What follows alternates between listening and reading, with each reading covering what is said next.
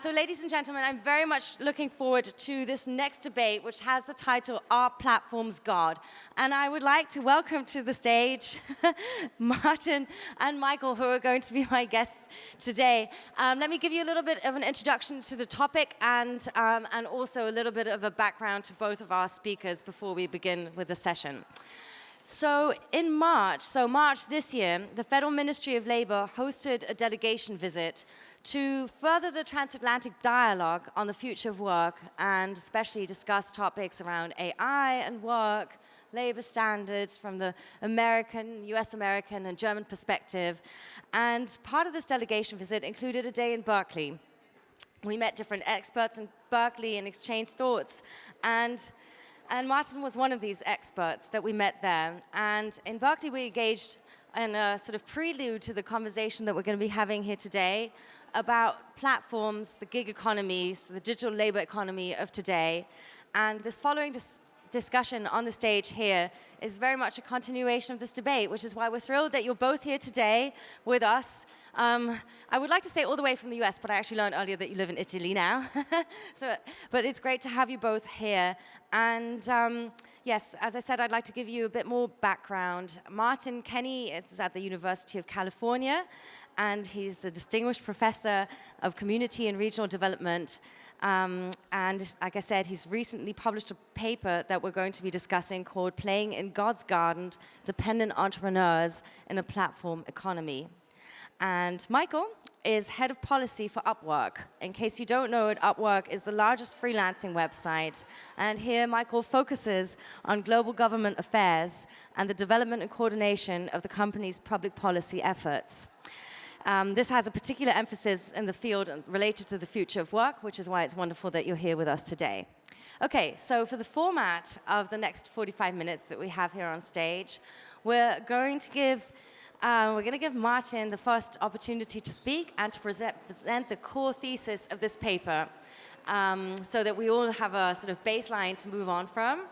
And then we're going to give Michael the opportunity to respond to that. And afterwards, I hope we're going to engage in a somewhat heated debate on the topics that I've just outlined for you. So I don't want to take any more of your time, and I'd like to pass it over to you. Martin, off you go, please.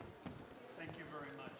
Thank you to Michael Schunstein and the Ministry and Denkfabrik for inviting me to this discussion. Oh, sorry. Sorry. It's already. Okay. So, sorry, as a professor, I just... okay, so let me set the stage for this newest paper that was written with an Italian colleague of mine, Donato Catello. I think we're in a very different capitalist environment today, and that platforms are changing the relationship between entrepreneurs and business people. Ooh. Okay, so I believe that platforms have godlike powers over those that offer goods and services on them. I deliberately use the word gods because the online digital world is one of many different gods. Sorry, am I too loud? Okay.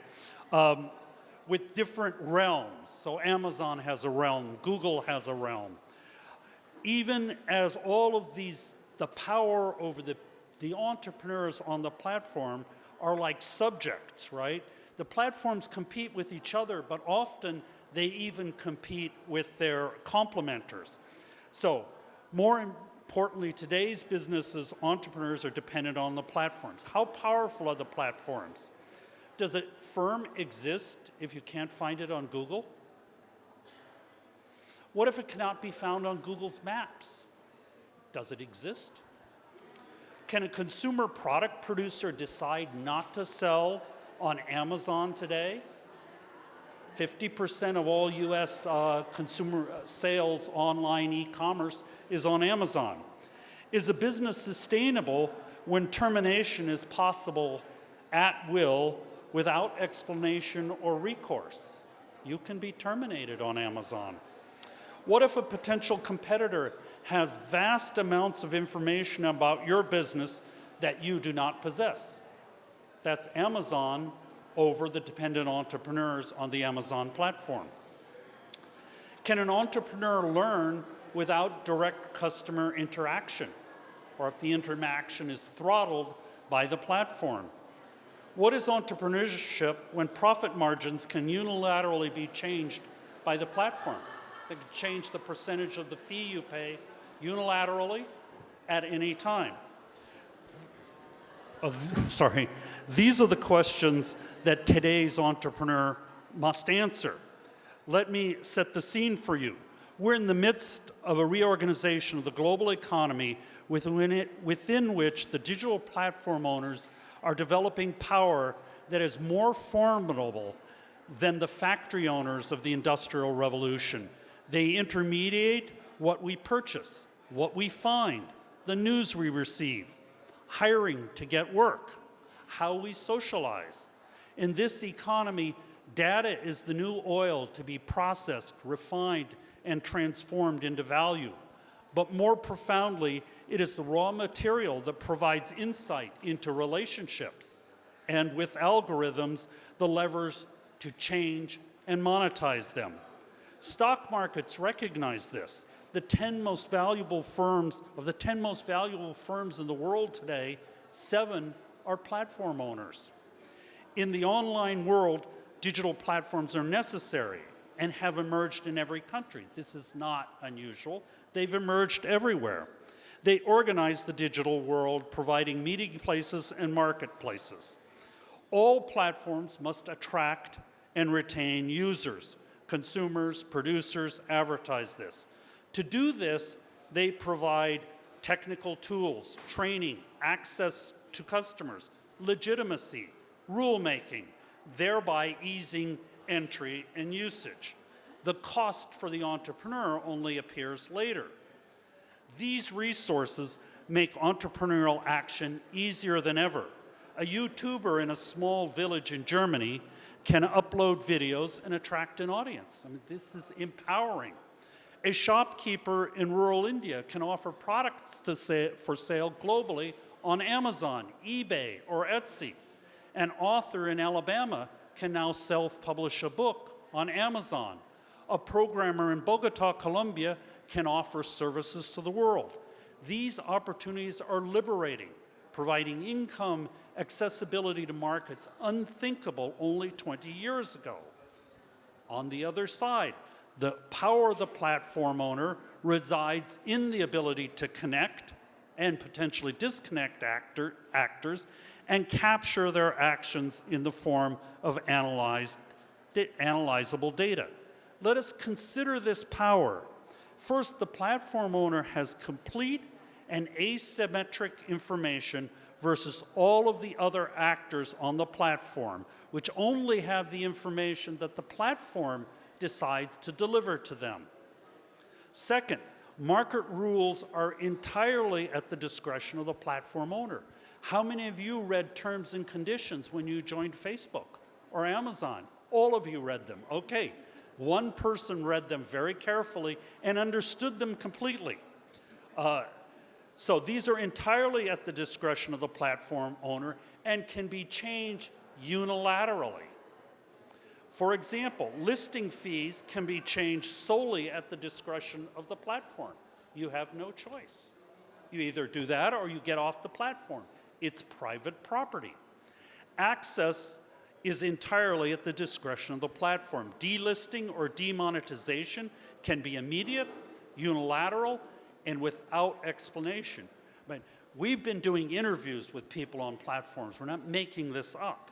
The only recourse is to the platform.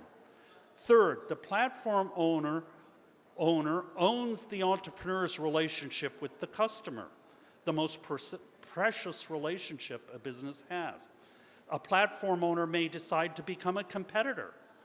This extends far beyond the Amazon case. For example, if Apple decides that a functionality of an innovative app in the App Store is something they want, they can preload the app into the next software iteration. And we can talk about research that's being done now, just starting, about what this means and how the app owner responds. So to conclude, entrepreneurship is one of the keys to capitalist dynamism. and is profoundly being altered in the platform economy. As my colleague John Zeisman puts it, platforms are the new regulators, and like the actions of the ancient Greek gods, for the subjects, decisions can appear capricious and unfair, but always they're for the benefit of the platform. If small businesses and entrepreneurs are important for society, the question of power, procedural justice, inequality, and ultimately the role of the state in regulating economic activity is in question. Thanks. Thank you very much. Would you like to respond directly? You work for a platform. I do. And I'm guessing that you might have a little bit of a different take on some of the positions brought forth. I do.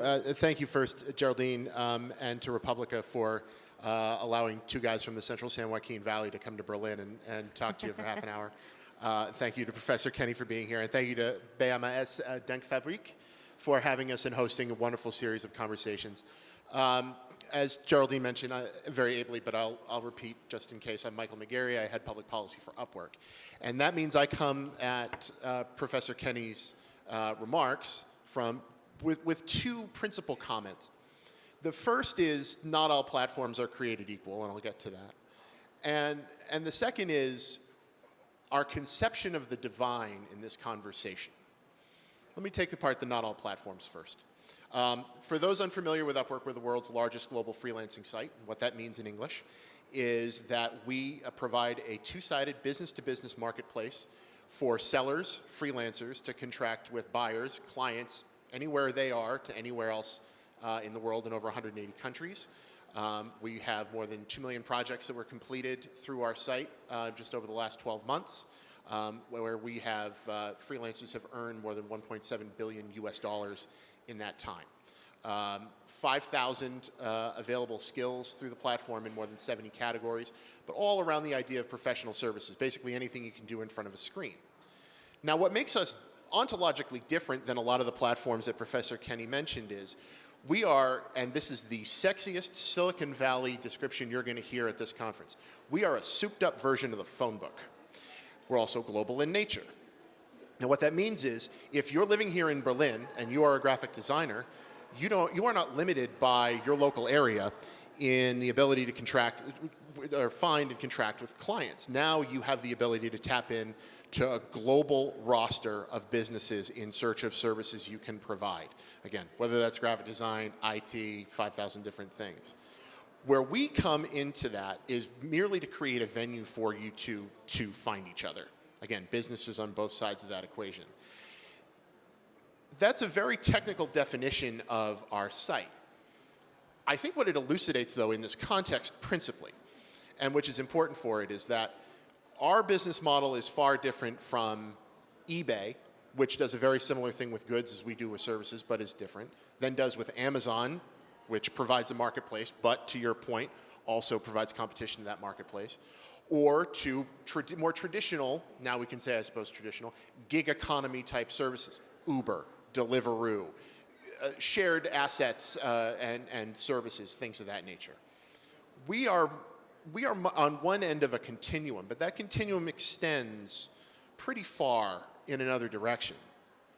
And I think the most important thing when we think about the role of platforms in a regulatory sense is to understand those differences. And right now, we are not in a state of affairs, neither in Germany nor in the United States, in the European Union level, really anywhere around the world, where we have a very clear, delineated understanding of the differences between those business models. And instead what happens is regulators look at something and say, everything is Uber, regulate Uber. It's not.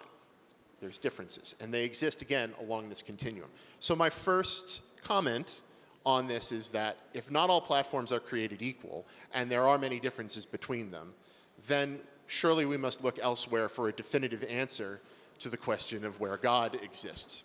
For me, and what I see from our platform, that exists in the vast interconnected network of professionals who are building businesses all around the world and able to expand economic opportunities to places like Fresno, California, to places like sub-Saharan Africa, in villages and towns across South and East Asia, in 180 different countries.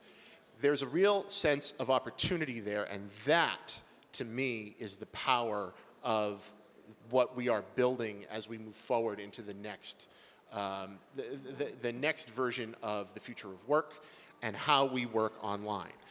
Now, in many respects, it is an old thing done a new way. That's not the same as every other platform and every other business built on the internet. And maybe we are one of very few, if not one of one, in terms of doing that. But for me, and from where I sit, if we are going to have a debate and a discussion which, intercepts the state and what we conceive of as God in terms of a moving force within that metaphor, and how those two will intersect, we must think of this along that line of that vast interconnected network of various different products and services and types of interactions before we get to a system of regulatory frameworks, of legislative approaches to how we put guardrails around these systems for the sale of goods, the sale of services, and so on. That would be my principal reaction.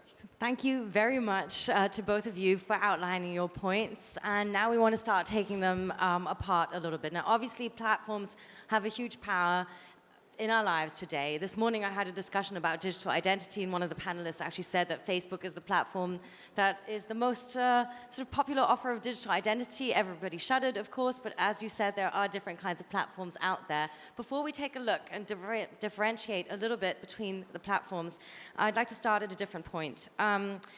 I really enjoyed reading your paper. I thought it was hugely interesting, starting from the point that you say there's not a lot of research done in this field. We talk a lot and we research a lot about platforms, but this sort of end of the entrepreneurs populating the platforms, the user entrepreneurs or dependent entrepreneurs, whatever you want to call them. So hugely important work. One question that came to me is, okay, we're now talking about power structures in the digital world. But obviously, platforms provide a lot of opportunities too. The digital and the globality of the digital open up completely new market spaces.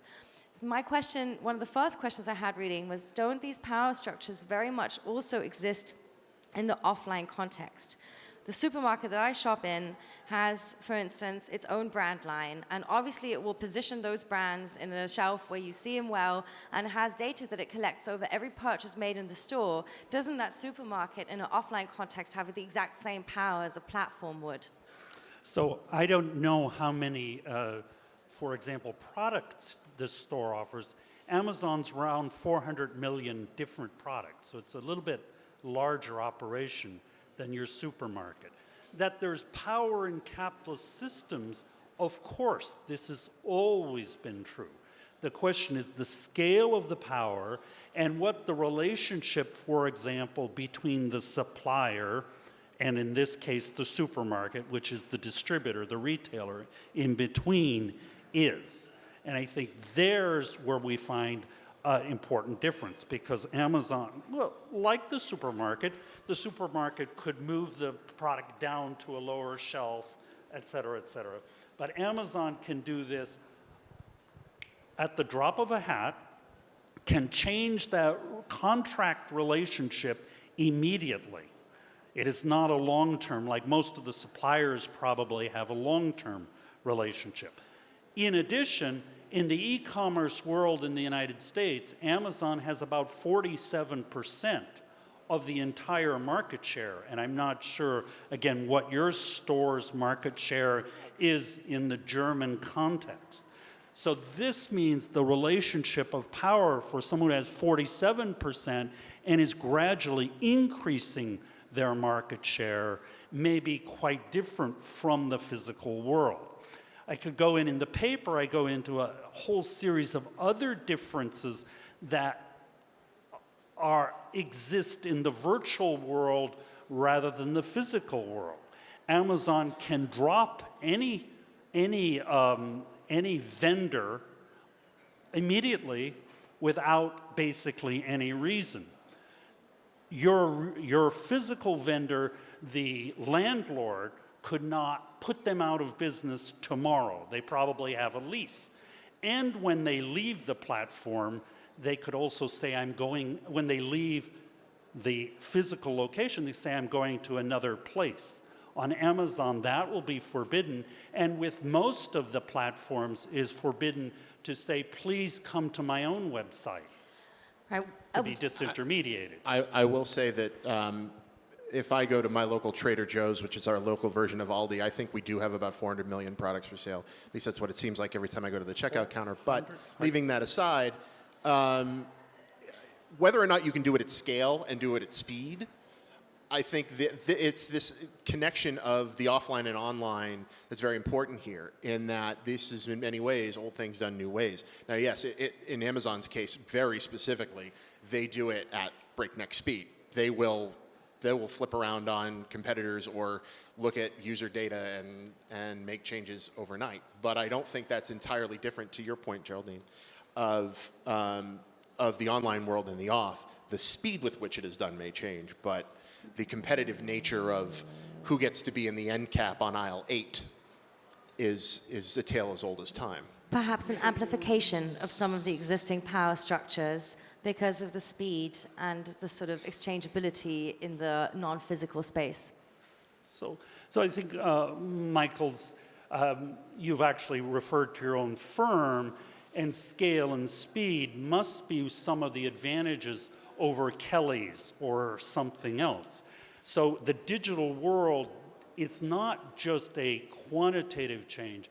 I would argue that there are qualitative changes here that allow a Upwork or an even larger firm, Google, to do things that couldn't be done before and do it in ways and at speed and scale that were never before imaginable. This is a key selling point, frankly, for our platform, in that the average time to contract for certain skills on our site is 15 hours, not a 30-day job rec that you put out for a web designer.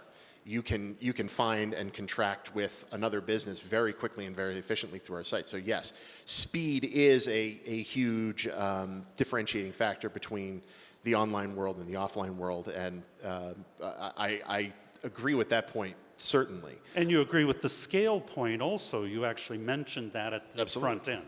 Yes. We are global in nature, and that is what is a key factor for, I think, our customer base in terms of growing their businesses through our site as well. So let's get to that point that you made. Not all platforms are created equally, and you actually address a number of different kind of platforms in your paper.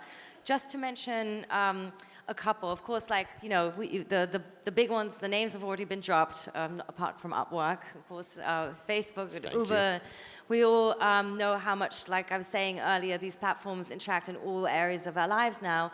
But you also, in your paper, for instance, speak about platforms like Etsy, and you do make a point also showing how a platform such as Etsy has really opened up global markets for women, especially across the world. Of course, all kinds of people, but it's particularly women producing handicrafts that are the main entrepreneurs using Etsy to create this global platform. As far as I know, Etsy has been following a very social business model also in the way that the company is run.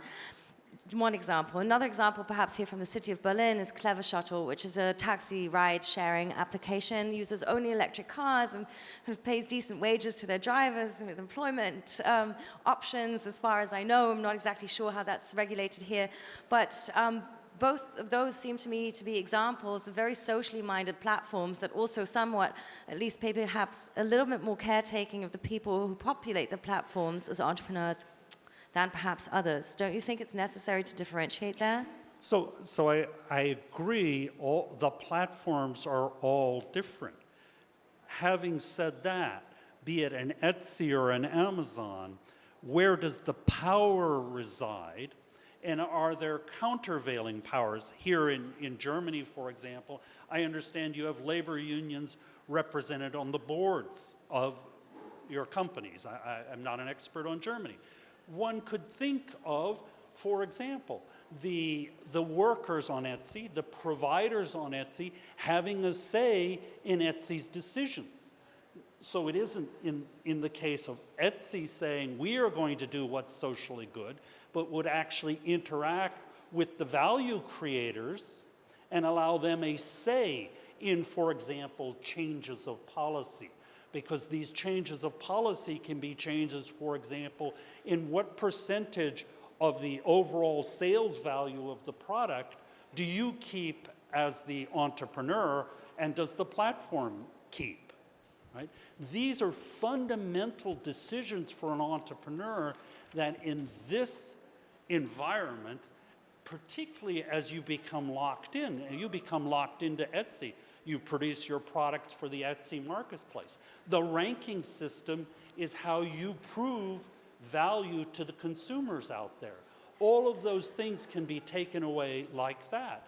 And there is no recourse except to the platform itself to ask it to reinstate you, etc. There is no other recourse. You can't go to the legal system in the United States.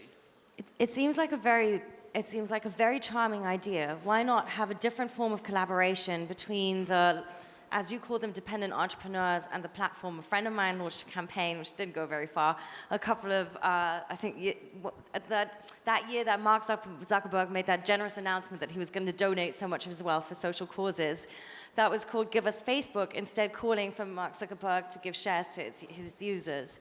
But there seems to be very little going on in the direction that Martin just outlined. Well, I'll say this.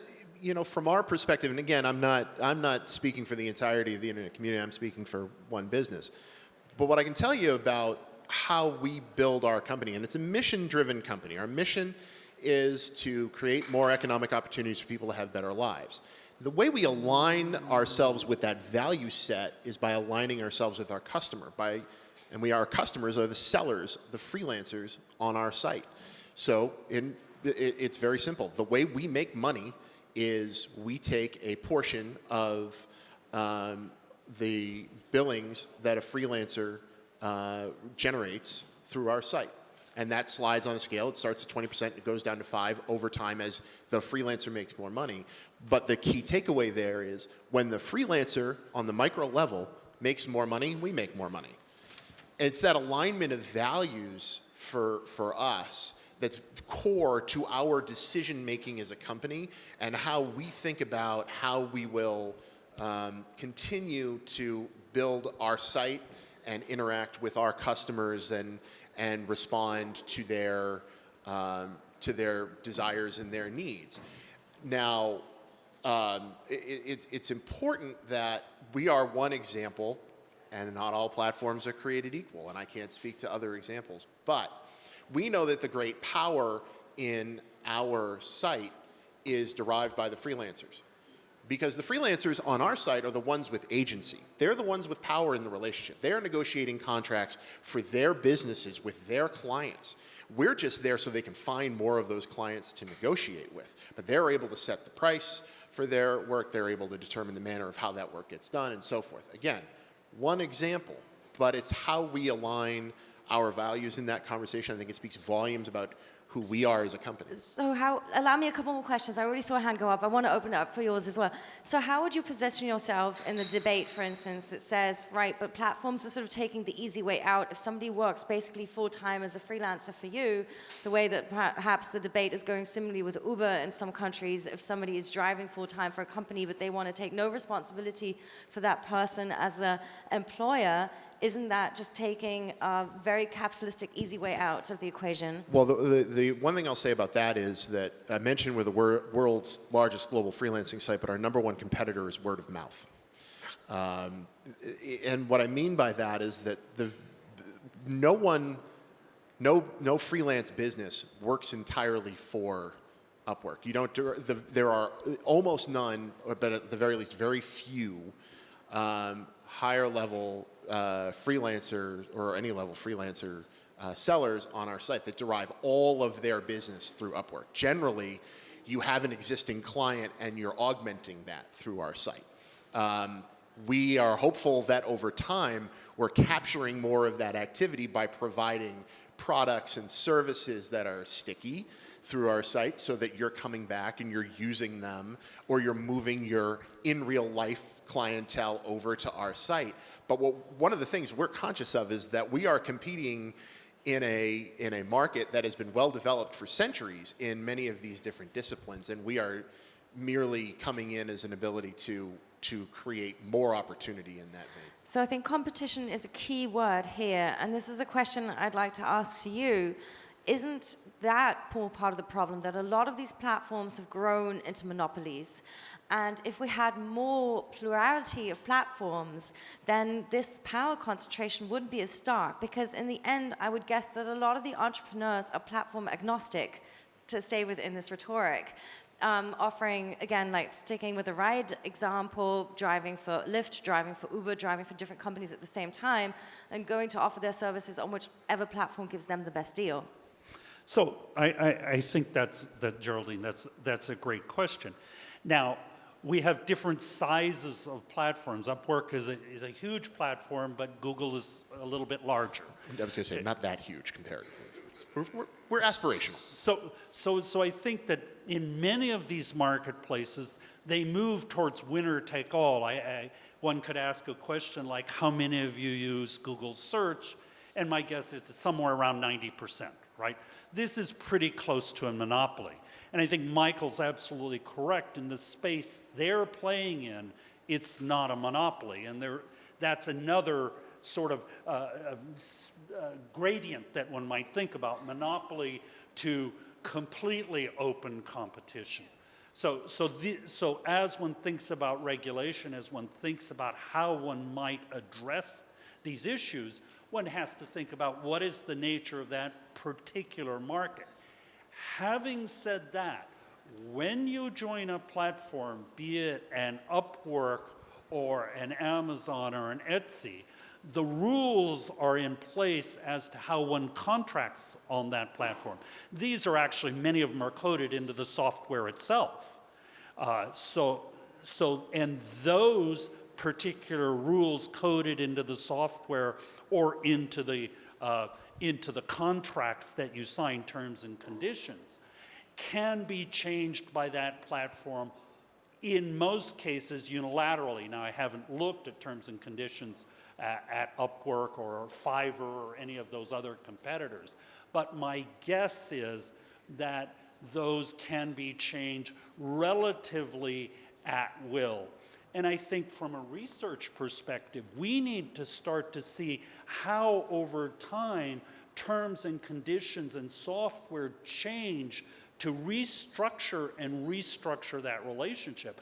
We as academics have not done a good job of understanding how platforms change over time and therefore change the nature of dependency. I was feeling like this would be a very important follow-up research project after reading your paper, that the sort of arbitrary changing of rules or short notice changing of rules, how does that actually affect entrepreneurs, and what are the reactions that they take to it? So I hope you're going to go on to do that. And I'll just say, from our experience with terms and conditions and how they change, two things. One, having been through the process recently of updating our terms of service, I can say that it is not an overnight process. But if you're looking for a beach read this summer, try the Upwork terms and conditions. It's a scorcher.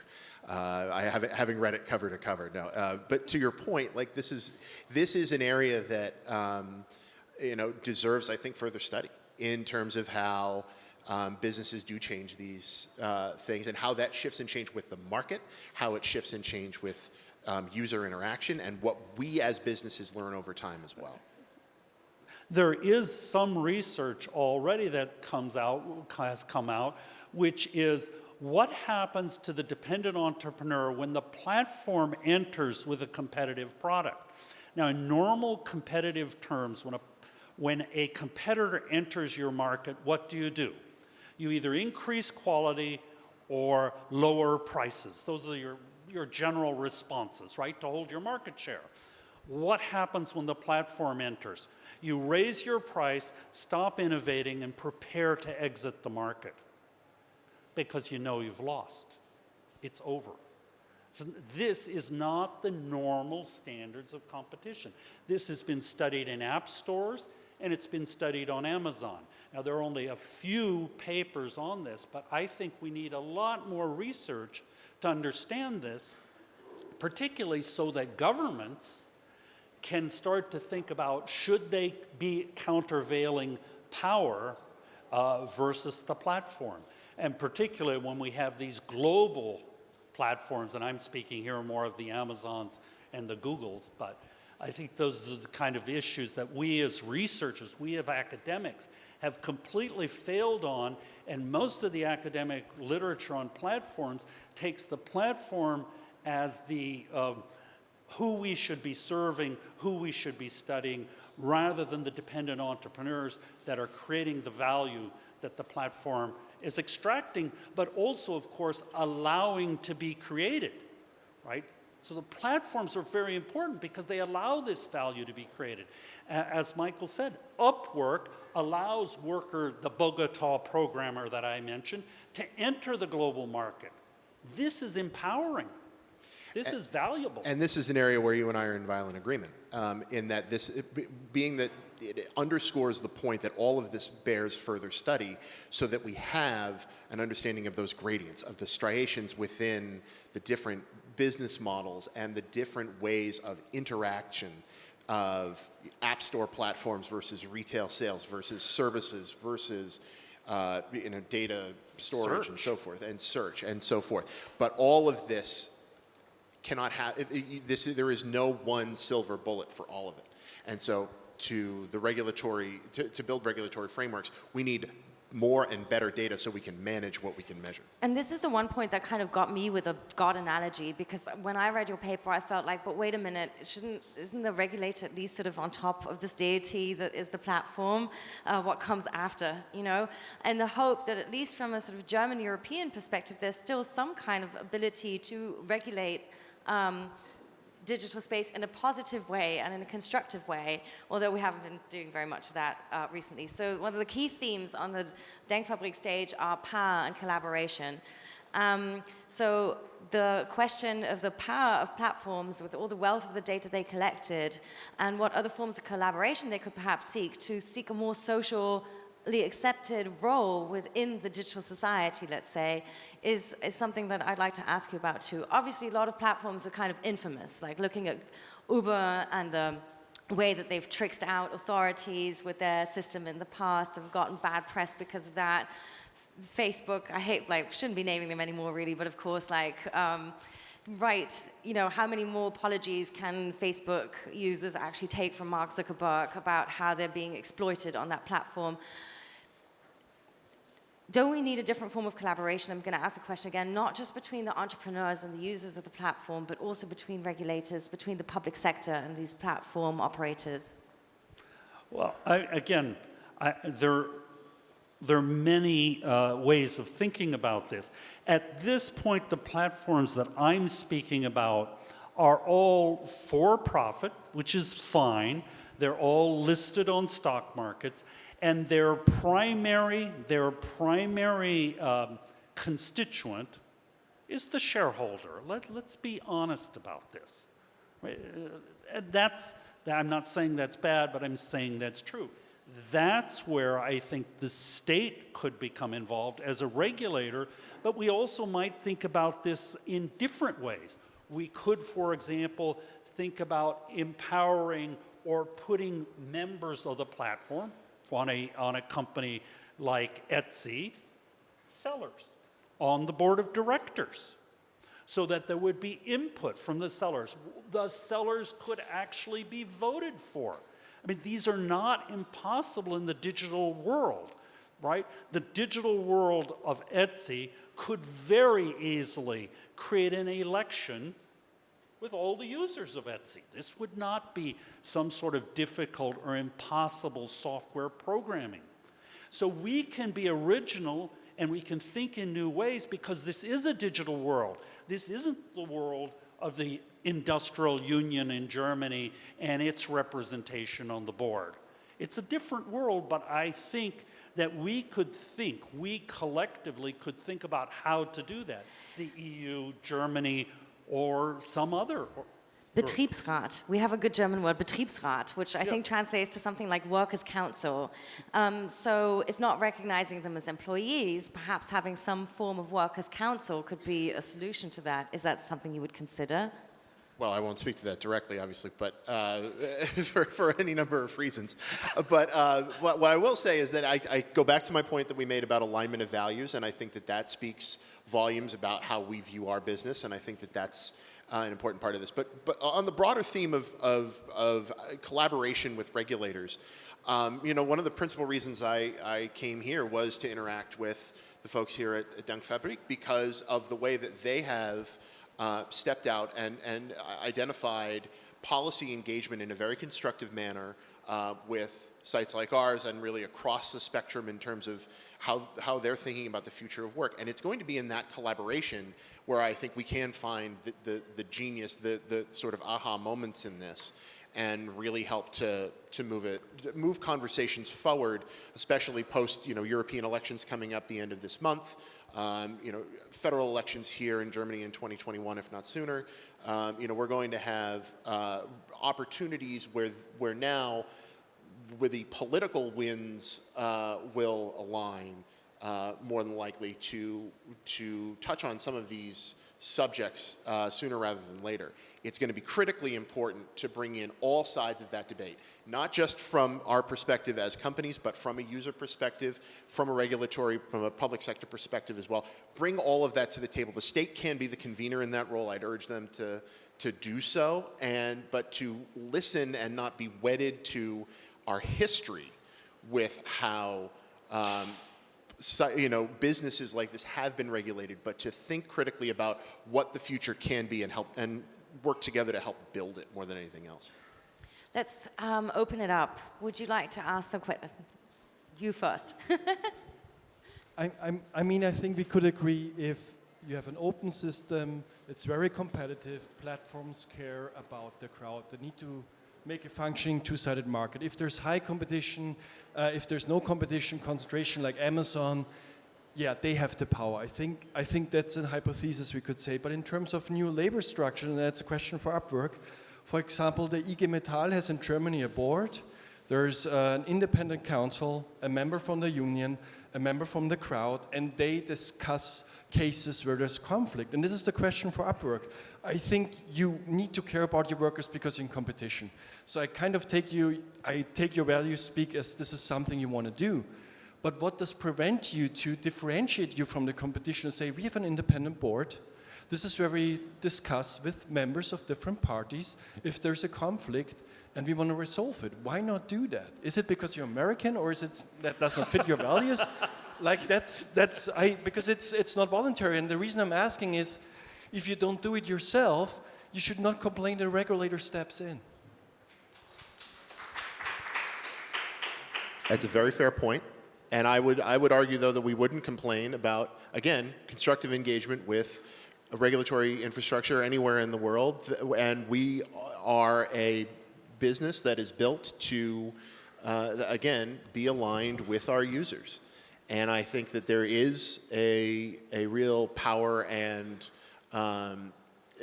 in that viewpoint. It's one that we take seriously. One of our core values as a company is to put our community first.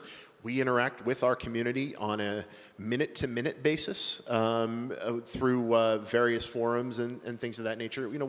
We are deeply immersed in our community of users because, again, it's not just the value proposition, it is how we make money. So from a absolutely proto-capitalist perspective, we are deeply concerned about how our users are affected by things that happen on our platform because it affects my paycheck. So I do, these are the types of things that we have done intentionally so that we're there. As to, certain structures and things of that nature, far above my pay grade, but I know that, I have heard this as a topic of discussion in the American political sphere, by the way. I know that there are candidates like Elizabeth Warren running for president who have mentioned these types of structures and things of that nature. And like I say, we're in a period of change. We're in a period of deep discussion. That's why we're here. That's why we're doing this. And, I think it is worth, chasing down any number of ideas, anything that's going to help the community writ large. Do we have time to squeeze in one more question and a closing round if we make it very short? Okay, then you, please. Thank you. Also have a question for Michael McGeary. So you said that freelancers are, in fact, the ones with power and agency on Upwork.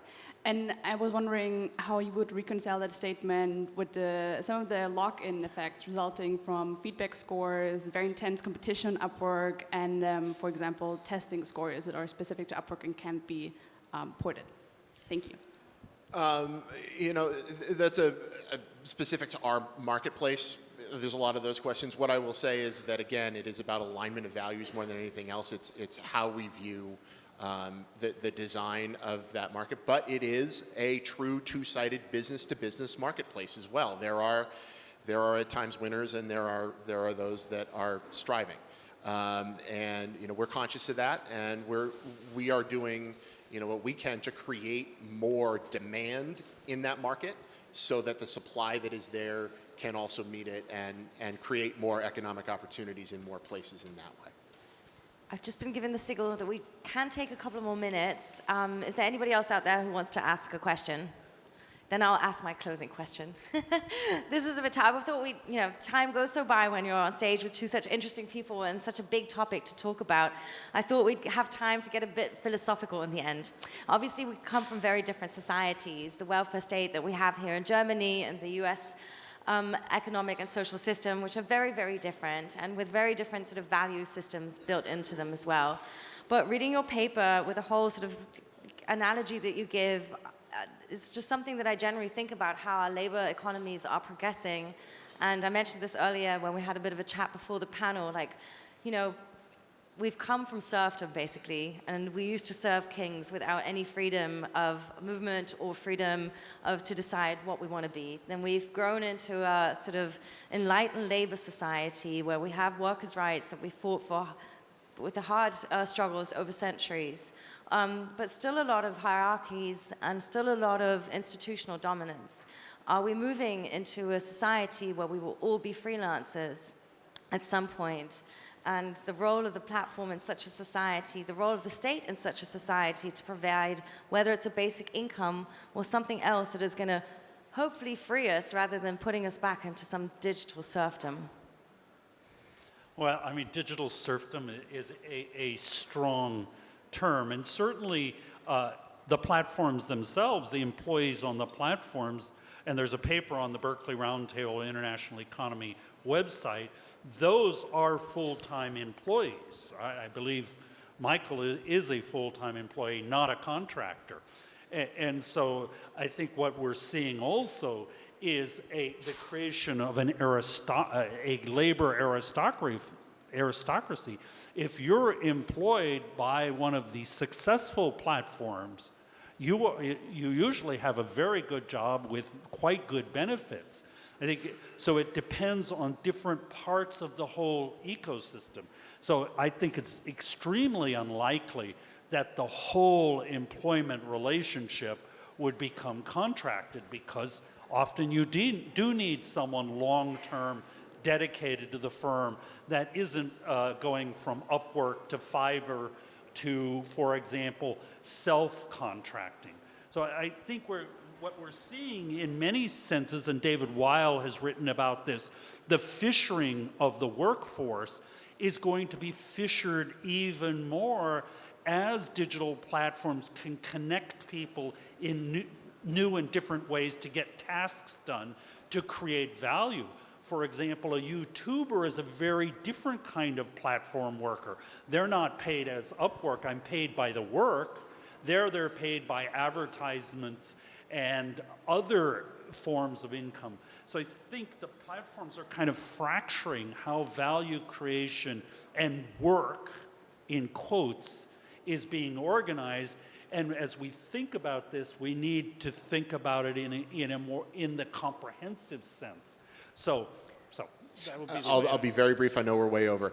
I think the great hope of technology in this circumstance is to expand rather than constrict the amount of opportunities that are out there. We can call it fracturing or fissuring. I think it's opening up the possibilities of what's out there and bringing that to more people in more places. That's why I do what I do. That's what gets me up in the morning. And that's why, I think as one piece of that, we have a role to play in living that mission of creating more economic opportunities to have people have better lives. Thank you both so much. Maybe just as a very last point of information for everybody here, where do we go if we'd like to read the paper? Yeah, you can go to, there's a whole set of papers along these lines on the Berkeley Roundtable for the International Economy, BRE, website at UC Berkeley. And there's a whole series of papers about labor, and now this new area we're opening up on dependent entrepreneurship, and also on the, and I'm sorry. There's and the hook. Also, we're writing things on the nature of the current technology tech bubble that you might find interesting. Thank you. Wonderful. Thank you both for being Thank here you all. today. Thank you, Martin. Thank you, Michael.